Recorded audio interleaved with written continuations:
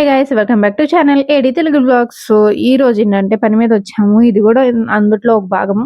ఈ ప్లేస్ ఎక్కడో గెస్ట్ చేసి కామెంట్ సెక్షన్ లో కామెంట్ చేయండి. అండ్ కొంతమందికి ఇష్టం లేదు, కొంతమందికి ఇష్టం అనమాట. ఇది వాసన వస్తేనే పరిగెడతారు. ఈ లోపు మీకు అర్థమై ఉంటది.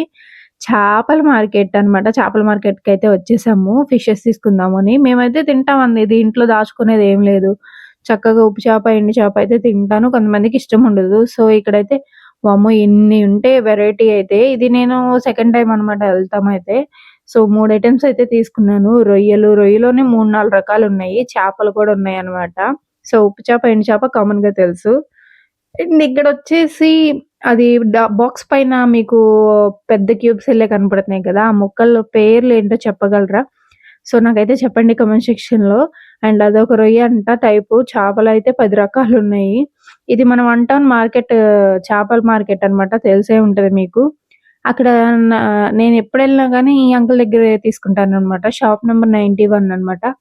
సో మీ ఇష్టం, ఆయన దగ్గరే తీసుకోవాలని లేదు. చక్కగా మీకెక్కడ నచ్చితే అక్కడ తీసుకోవచ్చన్నమాట. నేనైతే ఈ అంకుల్ దగ్గర తీసుకుంటాను.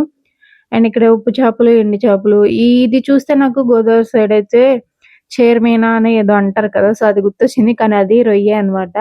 ఇది చిన్న రొయ్య, ఇది నెత్తళ్ళు అంటారు. సో ఇది టైగర్ ప్రాన్స్ అంట. సో ఎండు ఆటిల్లోనే టైగర్ కూడా ఉన్నాయి. పెద్దగున్నాయి కానీ.